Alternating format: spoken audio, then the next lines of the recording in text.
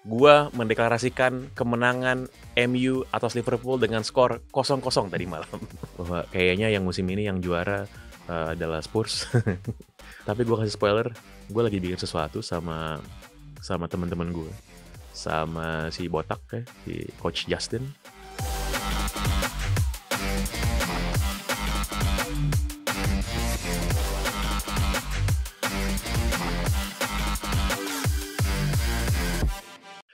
Gue kemarin bikin janji sama seorang teman, apapun hasil dari pertandingan Liverpool lawan Manchester United, gue akan bikin video di Regista karena udah lama banget nggak bikin. Dan karena hasilnya memuaskan, menurut gue sih memuaskan ya, gue bikin video di Regista kali ini. Gue mendeklarasikan kemenangan MU atas Liverpool dengan skor 0-0 tadi malam. Kenapa? Karena lu semua bilang sebelum pertandingan MU bakal kalah 5-0, 6-0, 7-0, 8-0, 10-0, 12-0. Dan ternyata lu nggak bisa ngegolin satupun gol ke gawangnya Andre Onana. Jadi itu hasil yang menggembirakan. Ya, hasil yang menurut gua membuat banyak orang terdiam yang tadinya mengatakan bahwa ini akan menjadi partai terakhirnya Erik ten Hag. Ternyata sorry nih. Sorry ye, gitu tuh kan kayak lagi ngetren nih ngomong kayak gituan nih. Tapi beneran, sorry, nggak jadi. Itu menurut gua adalah dalam titik situasi yang genting, dalam keadaan di mana Ten Hag di bawah pressure, ya gua mengakuin sih kemarin-kemarin mainnya jelek banget gitu. Kalah sama Brentford, kalah dari Bayern Munchen, tersingkir di Champions League, bahkan nggak masuk ke peringkat ketiga ke Europa League, tapi sebenarnya bagus sih nggak masuk ke Europa League ya. Mendingan keempat, mendingan nggak usah lah ikutan kompetisi malam Jumat. Tapi secara keseluruhan, apa yang ditampilkan tadi malam ini kalau buat gue pertandingan lawan Liverpool itu setiap musimnya 2 kali ketemu di Liga, itu selalu menjadi partai yang paling gue tunggu dan paling gue cariin di kalender tuh tanggal berapa mereka main. Gitu. Partai-partai yang lain menurut gue kadar kepentingannya tidak setinggi pertandingan Northwest Derby tadi malam itu. Dan menurut gue United bermain dengan bagus, ya, lini pertahanan United yang dikomandoi oleh seorang anak remaja bernama Jonny Evans dan juga pemenang Piala Dunia dan multiple Champions League winner bernama Rafael Varane itu menampilkan sebuah penampilan tembok yang tidak bisa ditembus oleh rock and roll football 2.0-nya Jurgen Klopp. Semuanya mental. Iyalah mental. Habis lo crossing dalam kotak penalti, kena halau terus tuh. Ya, gue rasa juga siapa itu Mo Salah juga nggak terlalu banyak bisa berkutik, ya, dipegang tuh, dikantongin sama Luke Shaw. Dan juga kalau lo lihat yang lucu sebenarnya lo lihat abis pertandingan di mana bek Liverpool, Virgil van Dijk bilang bahwa hanya ada satu tim yang ingin mendapatkan kemenangan, ingin mencari kemenangan di pertandingan tadi malam. Dan itu adalah Liverpool. Ya sebenarnya gue nggak usah banyak menanggapi soal itu ya. Udah ditanggepin oleh Roy Keane. Itu habis pertandingan lo bisa lihat sendiri videonya. Roy Keane bilang bahwa ini Van Dijk nih arrogant. Ya, songong. Harusnya dia tahu, harusnya dia sadar dalam 30 sekian tahun berapa kali Liverpool juara, kata Roy Keane. Kata Roy Keane ya, bukan kata gue ya. Tapi gue setuju dengan apa yang dikatakan oleh Roy Keane. Ya fakta bahwa United juga bermainnya under pressure, bahwa possession-nya minim ya itu tidak bisa dikesampingkan juga. Tapi kan lu udah lihat berkali-kali United main seperti itu pada musim ini ya. Fakta-fakta yang ya cukup miris sebenarnya kalau mau dibahas, tapi fakta-fakta kayak ternyata Captain United pada pertandingan tadi malam adalah yang dulu pernah gue sebut sebagai calon pemenang Ballon d'Or ya, Scott McTominay. Itu ya kita berada dalam sebuah situasi yang hanya bisa kita terima di mana Scott McTominay, pemain yang harus diingat bahwa di awal musim itu hampir mau dijual, ada di dalam daftar jualnya Ten Hag, ternyata sekarang mendapatkan posisi yang signifikan, tidak hanya sebagai seorang gelandang tengah seperti yang sudah pernah dilakukan bertahun-tahun oleh Scott McTominay, tapi McTominay juga menjadi pemain yang diharapkan untuk mencetak gol karena dia adalah top skor United pada musim ini, sebuah hal yang wow banget, tapi memang kita hidup dalam sebuah tahun dan zaman yang penuh dengan kegilaan, dan kegilaan tersebut ada dalam wujud Scott McTominay. Sama juga seperti ketika kita melihat bagaimana United punya seorang pemain sayap yang bermain di kanan yang namanya Anthony. Anthony ini mungkin lebih gampang ditebak daripada apapun yang gampang ditebak di dunia ini, karena lo tahu kalau Anthony dapat bola di sebelah kanan, dia pasti akan cutting inside karena dia bisa nendang atau dribble dengan kaki kiri.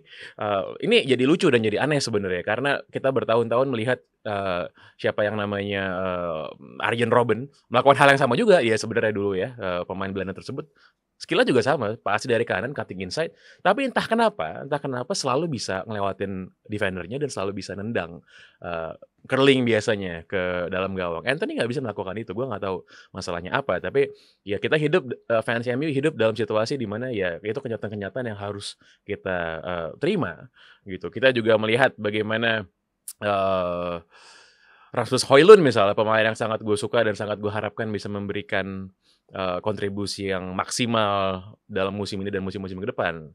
Ternyata dia masih, alergi untuk bikin gol. Belum ada golnya di Premier League meskipun dia sudah berulang kali mencoba, gue nggak tahu masalahnya Højlund apa. Dulu beberapa pertandingan lalu di awal-awal gue melihat bahwa Højlund ini kurang suplai bola yang bagus, sekarang mungkin juga nggak begitu banyak sebenarnya asis-asis yang bagus yang diberikan kepada dirinya. Tapi dalam beberapa kesempatan Rasmus Højlund mendapatkan peluang di dalam kotak penalti, tendangannya ya antara nggak tepat atau mengarah ke kiper. Dan itu lagi-lagi itu adalah fakta di mana fans MU harus bisa hidup dan bisa menerima kenyataan itu. Untuk kenyataan juga di mana Marcus Rashford yang musim lalu bermain luar biasa, ternyata sekarang penampilannya seperti 2 musim lalu di mana dia bermain tidak luar biasa. Dan ketika dia dimasukkan sebagai pemain pengganti, ya sebenarnya lumayan. Tapi ya kita mengharapkan dia sebenarnya Marcus Rashford yang super seperti yang dia tunjukkan pada musim lalu ya. Tapi kalau ada satu titik cerah yang menurut gue menggembirakan itu adalah, calon pemenang Ballon d'Or lainnya dalam diri Kobbie Mainoo. Menurut gue, ini anak bakat dan talentanya luar biasa, sama sekali tidak terlihat seperti pemain yang masih muda belia dan tidak banyak pengalaman. Bahkan ada satu passing itu passing luar biasa banget sih. Itu passing-nya itu kombinasi antara Kevin De Bruyne dan Xavi Hernandez menurut gue ya. Jadi Kobbie Mainoo passing kepada Garnacho, itu tadi malam itu menurut gue kombinasi antara Kevin De Bruyne dan Xavi Hernandez dan Andrea Pirlo dalam satu orang. Nah, dan itu sayang sekali Garnacho nggak bisa mengeksekusi bola tersebut, tapi gue suka apa yang gue lihat ya.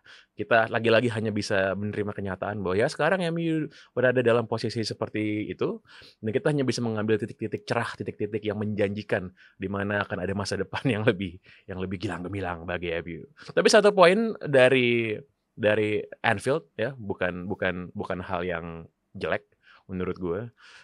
Lagi-lagi sebelum pertandingan bilang 7-0 lagi nih kayak musim kemarin gitu. Ya sejujurnya gue sih harus mengakui, gue menonton pertandingan tadi malam itu dengan ya tekanan darah gue lumayan tinggi ya. Mungkin juga kalau detak jantung gue diukur juga tinggi gitu dan lo lihat 5 menit pertama itu kan MU tertekan banget gitu dan ya sebenarnya MU itu kalau kalau kalau 5 menit 10 menit pertama nggak kebobolan sih sebenarnya mainnya lebih lebih oke, tapi biasanya kan suka suka blow on gitu dan nggak blow on sih, pada pertandingan tadi malam itu. Apalagi yang menarik, gua merasa bahwa kita kan melihat bahwa, eee, MU ini kan Man United ini kan tidak stabil ya.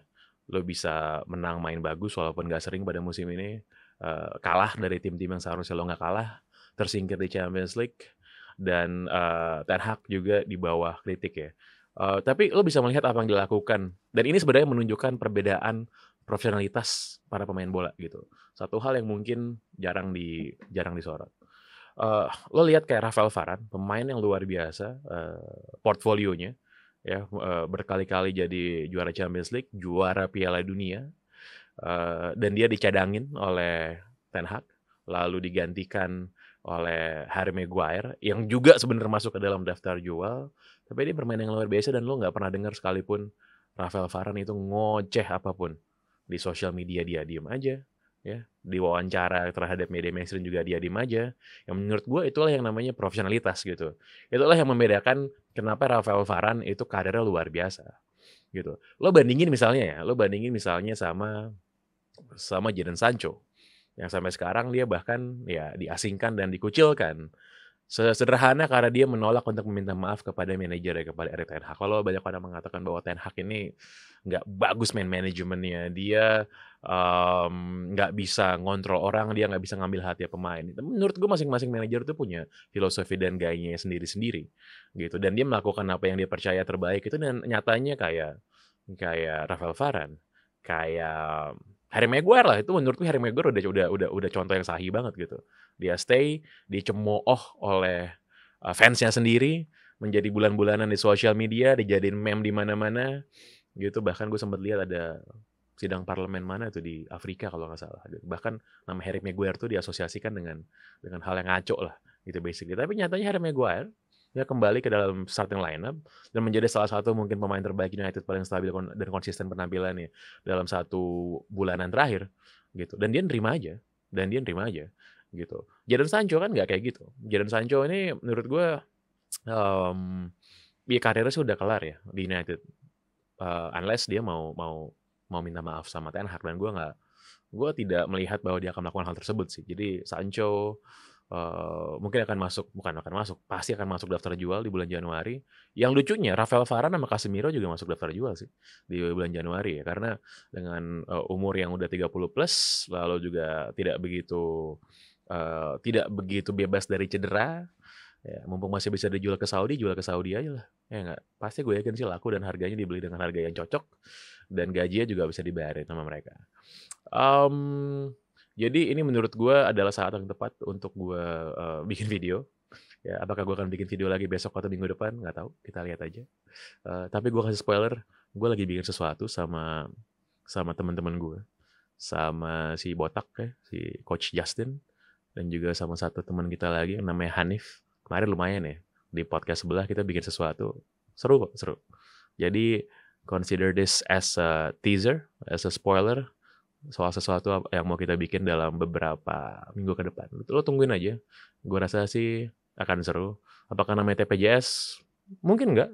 Namanya mungkin akan berbentuk yang lain, tapi akan tayang di Regista.